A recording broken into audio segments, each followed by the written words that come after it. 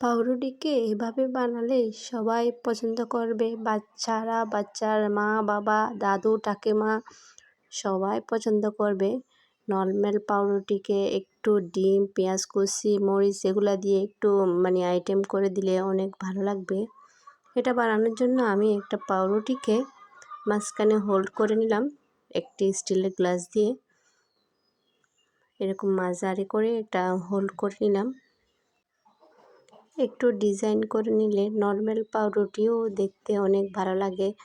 আর যেহেতু এখানে ডিম দিয়েছি তাতে অনেক স্বাদ হয়েছে। আমার বাসার সবাই পছন্দ করেছে।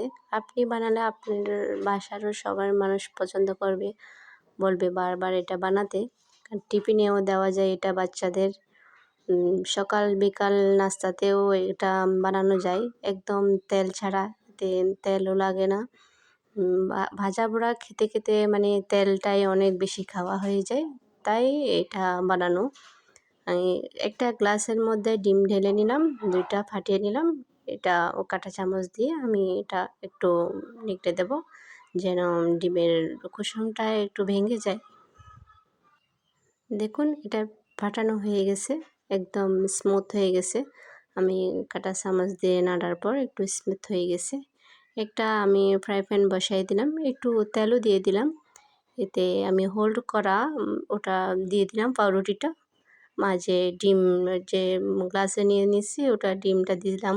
পরে পেঁয়াজ কুচি, একটু ঝাল না হলেও ভালো লাগে না, তাই একটু কাঁচামরিচ দিলাম। উপরে কেটে রাখা গোল করে ওঠা পাউরুটিটা দিয়ে দিলাম।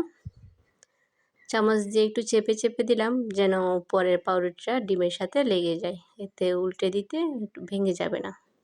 একটু লাল হয়ে গেলে উপর উল্টাই দেব। এক এক মানুষ এক এক রকম পছন্দ করে, কেউ একটু বাদামি কালার করে মুসমুসা করে পছন্দ করে, কেউ একটু নরম করে পছন্দ করে।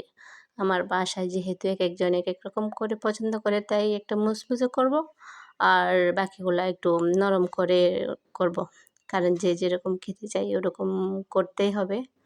আরেকটা দিয়ে দিলাম। বানানো একদম সহজ। আমি সকালের নাস্তায় ঘুম থেকে উঠে এটা রেডি করলাম, একদম সহজ, 10 মিনিট লাগে নাই ওটা বানাতে। এদিকে চা বসিয়ে এসেছি, এদিকে নাস্তা হয়ে গেছে। ঝটপট একদম ঝামেলাবিহীন। যদি কোনো ইউনিক নাস্তা করতে চান তাহলে এটাই পারফেক্ট। খেতেও অনেক স্বাদ। আমার সবাই পছন্দ করেছে, বাসার সবাই বুঝতে পারতেছে না যে এটা আমি কীভাবে কী করেছি। অনেক সহজ, অনেক লোভনীয় হয়েছে। আর একটা সাদা করে নিলাম, কারণ যেহেতু এক একজন এক একটা পছন্দ করে। এভাবে আমি একটা একটা করে বানিয়ে নিলাম। আমার অলরেডি বানানো শেষ। এখন পরিবেশন করার পালা। আপনাদেরকে দেখিয়ে দেব কীরকম হয়েছে, মাঝখানে কেটেও দেখিয়ে দেব কীরকম হয়েছে। খুবই স্বাদ, একে বোঝাও যাচ্ছে না যে ভিতরে আমি ডিম দিয়েছি।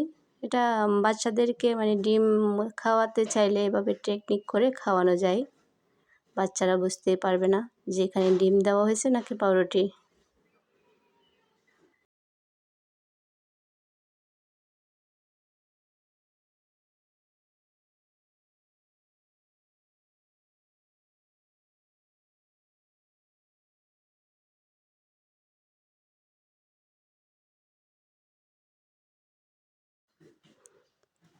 আমি এখন একটা প্লেটে একটা খেটে দেখাবো কেমন হয়েছে। ভেতরে কোনো কাঁচা নেই, সব কিছু হয়ে গেছে, সিদ্ধ হয়ে গেছে।